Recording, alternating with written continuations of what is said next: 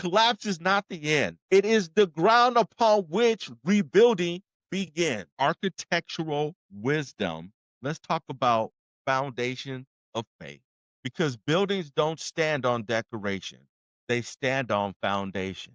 The steward realized quickly that I cannot dig, I am ashamed to beg, and he knew what he could not do. And sometimes resilience starts there, naming your limitation, facing reality, and acknowledging weakness. But Jesus shows us another foundation, and that's faith.